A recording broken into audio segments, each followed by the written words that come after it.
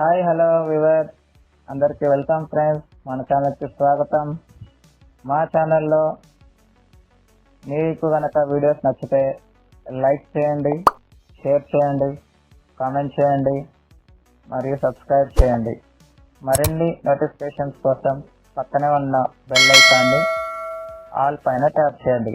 All పైన tap చేయడం ద్వారా మేము చేసే ప్రతి వీడియోలని, తాజా వీడియోలని నోటిఫికేషన్లో పొందగలరు.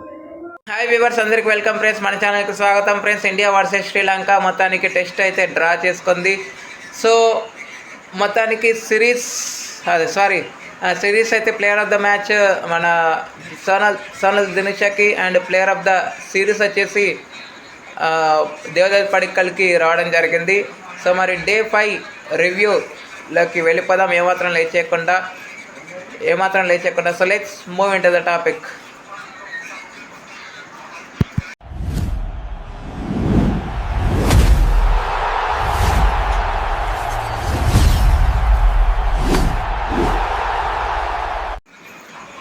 ఓవర్నెట్ స్కోర్ 229 వద్ద ప్రారంభించిన శ్రీలంక, 16 రన్స్ లీడ్ వద్ద ప్రారంభించిన శ్రీలంక అలా లీడ్ని పెంచుకుంటూ పోయిందని చెప్పుకోవచ్చు.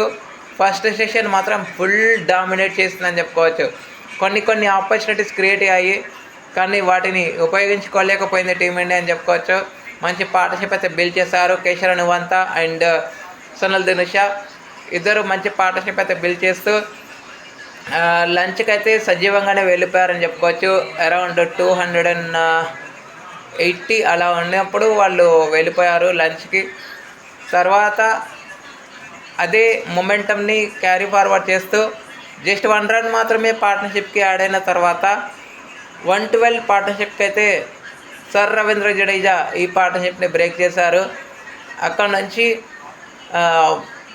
2 రన్స్ వేసి 28 బాల్స్లో ప్రభాస్ జయసూర్య తను అవుట్ అవ్వడం. కానీ దాంట్లో ముఖ్య భూమిక సోనల్ దినుష్ అది ఉందని చెప్పుకోవచ్చు పార్ట్నర్షిప్లో, కీ రోల్. తర్వాత లహీరు కుమార రావడం, లహీరు కుమార వికెట్ల పతనాన్ని ఆపి మంచి పార్ట్నర్షిప్లో కీ రోల్గా పోషించాడని చెప్పుకోవచ్చు. దగ్గర 40 పార్ట్నర్షిప్ దాకా వెళ్ళిందని చెప్పుకోవచ్చు. 40 పార్ట్నర్షిప్ దాకా వెళ్ళిన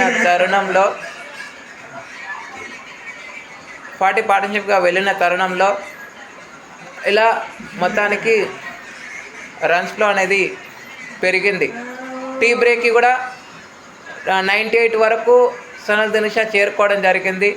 టీ బ్రేక్ తర్వాత లహీరు కుమార ఒక సులువైన క్యాచ్ని డ్రాప్ చేయడం జరిగింది ధ్రువజురల్. అక్కడ 9th వికెట్ కొంచెం క్విక్గానే పడేది, కానీ అది మిస్ అయిందని చెప్పుకోవచ్చు. సో తర్వాత మంచి క్యాచ్ మిస్జేజ్ చేసిన తర్వాత అలా ఇన్నింగ్స్ ఫ్లో అవుతూనే వెళ్ళిందని చెప్పుకోవచ్చు. సో మొత్తానికి సోనల్ దినుష సెంచరీ కంప్లీట్ చేసుకున్న తర్వాత 12 రన్స్ 92 బాల్స్ ఫేస్ చేశాడు లహీరు కుమార. 12 రన్స్ వద్ద తన ఇన్నింగ్స్కి అయితే స్వస్తి పలకాల్సి వచ్చింది. సో లాస్ట్లో వచ్చిన అసిత ఫెర్నాండో 24 బాల్స్ ఫేస్ చేసినప్పటికీ ఒక్క రన్ కూడా చేయకపోగా ఈ పార్ట్నర్షిప్ అనేది డెవలప్ అవుతూనే వస్తుంది. కానీ టైం కూడా అయిపోయినందువల్ల ఇరు కెప్టెన్స్ డ్రాకి అంగీకరించి షేక్ హ్యాండ్ అయితే చేసుకోవడం విశేషం. సో షేక్ హ్యాండ్ మొత్తానికి కంప్లీట్ అయిపోయింది. సో ఈ టెస్ట్ డ్రాగా ప్రకటించడం జరిగింది. ఇక మనం పైన చెప్పుకున్నట్టుగా player of the match award అయితే నోడన్న surprise Sonal Dinusha, player of the series Devdutt పడిక్కల్కి రావడం జరిగింది. అండ్ ఈ ఎంటైర్ టెస్ట్ సిరీస్ గురించి మాట్లాడాలి అంటే శ్రీలంక ఫేవర్లో చెప్పాలి అంటే, పాయింట్ ఆఫ్ వ్యూలో చెప్పాలి అంటే సోనల్ దినుష్ అది ముఖ్య భూమిక ఉందని చెప్పుకోవచ్చు. ఫస్ట్ ఇన్నింగ్స్లో 100, ఆ తర్వాత సెకండ్ ఇన్నింగ్స్లో 80, ఆ తర్వాత ఫస్ట్ ఇన్నింగ్స్లో ఈ టెస్ట్ మ్యాచ్లో 117, ఆ తర్వాత ఇప్పుడు 130+ నాట్ అవుట్. సో సమయం కొంచెం ఎక్కువగా ఉంటే ఖచ్చితంగా డబుల్ సెంచరీ అయ్యేదేమో ఫీలింగ్ మాత్రమే. ఓకే, అండ్ మ్యారథాన్ ఇన్నింగ్స్ అయితే ఆడారని చెప్పుకోవచ్చు. అండ్ పసిందు సూర్య బండారా ఈ టెస్ట్ మ్యాచ్లో, ఫస్ట్ టెస్ట్ పక్కన పెట్టండి, ఈ టెస్ట్ మ్యాచ్లో మాత్రం చాలా మంచి రోల్ అయితే పోషించాడు. ఫస్ట్ ఇన్నింగ్స్లో 80, ఆ తర్వాత ఇప్పుడు 92 రన్స్ అయితే స్కోర్ చేశాడు. కాబట్టి ఈ ఇద్దరు మినహాయిస్తే మిగతా వాళ్ళంతా ఆన్ అండ్ ఆఫ్ పర్ఫార్మెన్స్ అయితే చేశారని చెప్పుకోవచ్చు. అండ్ బౌలింగ్ పరంగా మాట్లాడాలి అంటే అసిత ఫెర్నాండో అండ్ ప్రభాస్ జయసూర్య వీళ్ళిద్దరూ శ్రీలంకకి ఆపదలో వికెట్స్ అందించడం, ఈ టీంకి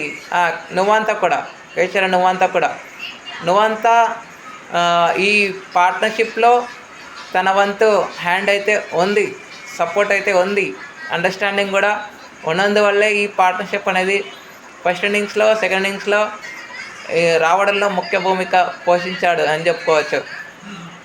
అండ్ లహీరు కుమార బాల్స్ తిన్నది ఎక్కువగానే, రన్స్ చేసింది ఎక్కువగానే, బట్ ఆ పార్ట్నర్షిప్ ఎంత వాల్యుబుల్, ఎంత కీయో మనకి ఇప్పుడు తెలుస్తుంది. సో 25 ఎక్స్ట్రాస్ అయితే ఇచ్చింది టీమిండియా.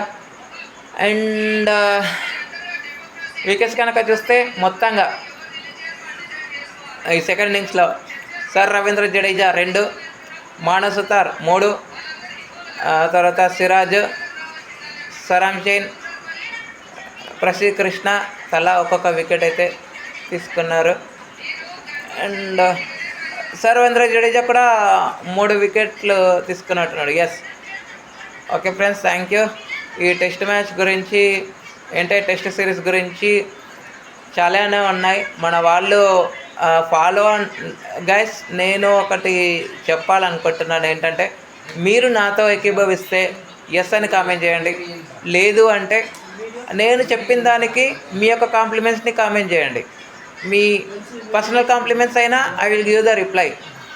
నేను చెప్పే పాయింట్ ఏంటంటే, ఇప్పుడు మనకి 213 లీడ్ అనేది దొరికింది కదా, 290కి శ్రీలంకని అలో చేసినప్పుడు నేను చెప్పే పాయింట్ ఏంటంటే, ఇండియా సెకండ్ ఇన్నింగ్స్ బ్యాటింగ్ చేసి 300 అలా టార్గెట్ ఇస్తే, అఫ్కోర్స్ ఎంసీసీ ప్రకారము 200 కంటే తక్కువగా ఉంటే ఓకే బ్యాటింగ్ చేయవచ్చు. కానీ 200 అంటే ఇండియా ఫేవర్గా మనం మాట్లాడుతున్నాం కాబట్టి మేబీ 300 రన్స్ పెడితే 500 లీడ్ అనేది వాళ్ళకు వెళ్తుంది. కాబట్టి ఇండియా గెలవడానికి ఇది ఒక మార్గం, సులభం కదా అని నేను అంటున్నాను. లాస్ట్ని మనము గౌరవించాలి, నేను కాదనట్లేదు, బట్ ఇండియన్ పాయింట్ ఆఫ్ వ్యూలో నేను మాట్లాడుతున్నాను. మరి ఇది చేసింటే బాగుంటే ఎస్ అని కామెంట్ చేయండి, లేదు ఇలా ఉండేది, ఇలా చేస్తే బాగుండేది అనేది ఏమన్నా ఉంటే మీ కాంప్లిమెంట్స్ని కామెంట్ చేయండి, no problem. Okay, thank you friends. ఇలాంటి అప్డేట్స్ కోసం ఛానల్ని సబ్స్క్రైబ్ చేయాలి, కామెంట్ చేయండి. మరొక అప్డేట్తో మేము ఉంటాను ఫ్రెండ్స్. అంతవరకు సెలవు, నమస్కారం.